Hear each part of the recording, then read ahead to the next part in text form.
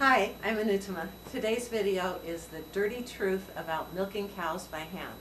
I hope you enjoy it.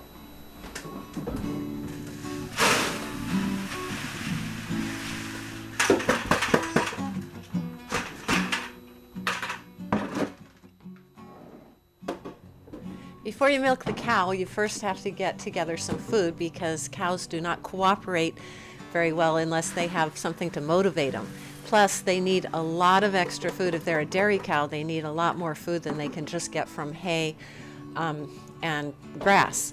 So I give my cows some sprouted barley and some non-GMO alfalfa, as well as some vitamins that you'll see. I'll grind up the vitamins here. The grain is sprouted for about 3 days. First of all, I soak it for 12 hours. And then before I milk, I pour the soaked grain into a bucket that has holes in the bottom. And the previous days and the day before's grain, I also pour from one bucket to another to aerate it. And then once a day, I pour water over it so it keeps germinating. My cow has a history of having milk fever, and so I've decided to supplement her with magnesium, potassium, and calcium. And I have to grind it up because I could only find it in bolus form.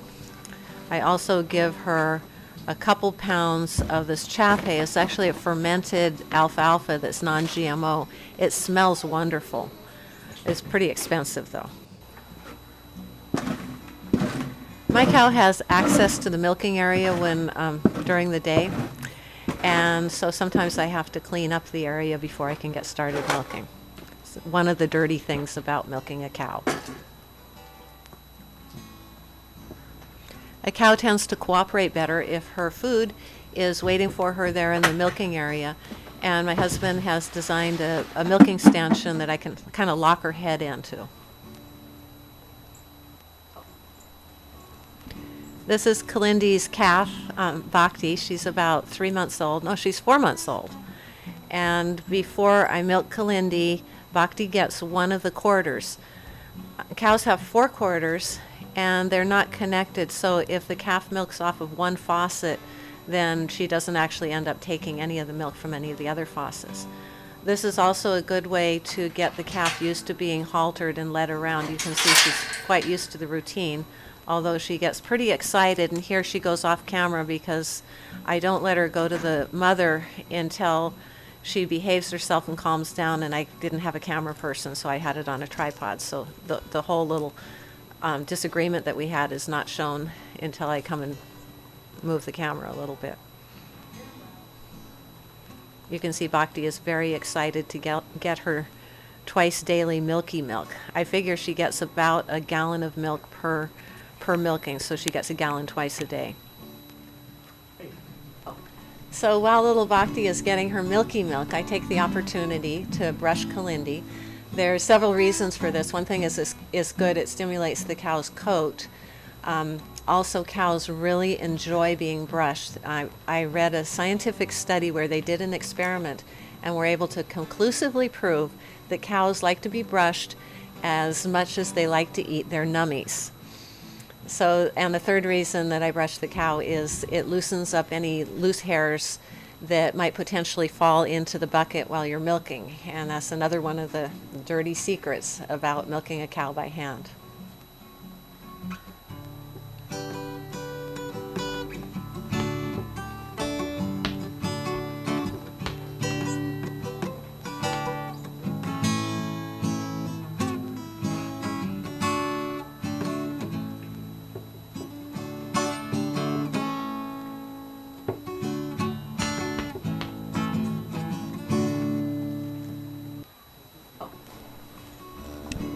So Bhakti was pretty well behaved when she was about ready to get her milk, and now that the milking part is over, you can see she has a bit of a disagreement. This may look like calf abuse, but in the dairies, if she was in a dairy, she wouldn't actually ever get to nurse from her mother at all. So she's actually quite a lucky little girl.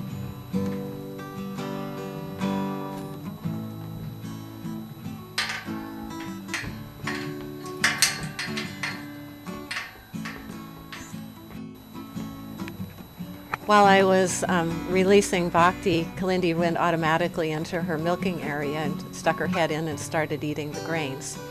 So now the next thing that I have to do is clean off the teats and the udder as much as possible. Again, there's where the cow lives, there is dirt and things, so each time the udder needs to be thoroughly cleansed. I use a disinfectant on a cloth towel, a washcloth that's slightly moist, and use a different section for each teat. Now, it may look to you like Kalindi has 6 teats. Well, she actually does, but only 4 of them work. Like a normal cow only has 4 teats. She has 2 extra kind of auxiliary teats that are non-functional.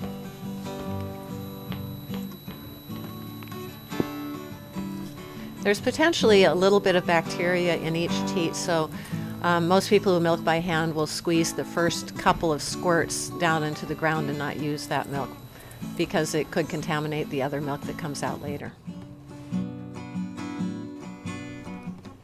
Kalindi is quite a difficult cow to milk. Her front 2 quarters don't squeeze out in the normal way, so I've developed a method where I put oil in my hands and then I pinch off the teat and just kind of let my hand drop to bring the milk out. It seems to be the only way to work it, which is why I have little Bhakti finish off one of the front quarters, because like I say, it's fairly difficult for me to milk it. But at the same time, it's my quiet time in the morning, and I kind of have a time to think about things, and I even sing sometimes.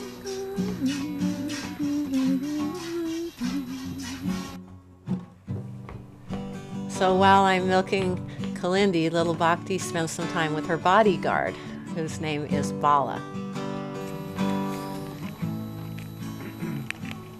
So here's some experiments of me doing selfies with the camera, looking up at the cow.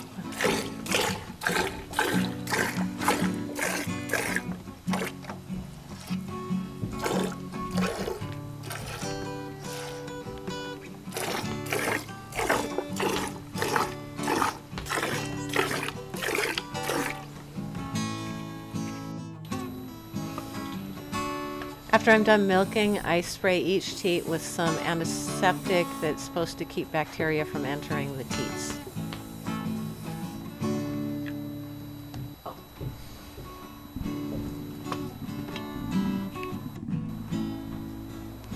My milk bucket didn't come with a lid, so I have kind of a funky homemade cardboard and plastic lid that I use.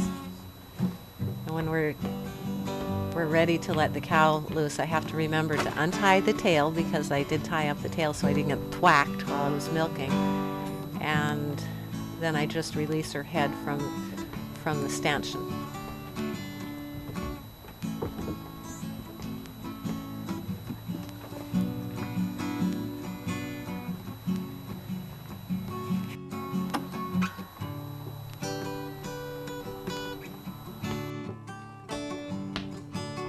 So the milk now needs to be filtered. I filter it into a stainless steel container, and it goes through a special kind of milk filter. This milking, I got about 2.5 gallons of milk.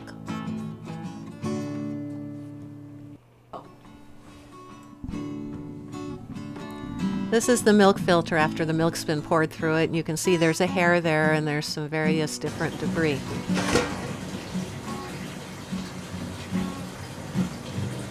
I use a grease pencil to mark the day that I milk, and then I put the bucket into a tub of cold water so that it cools down quickly. I hope you enjoyed this video. If you got anything out of it, please subscribe and please comment. I'm interested to hear your impressions. Thank you very much.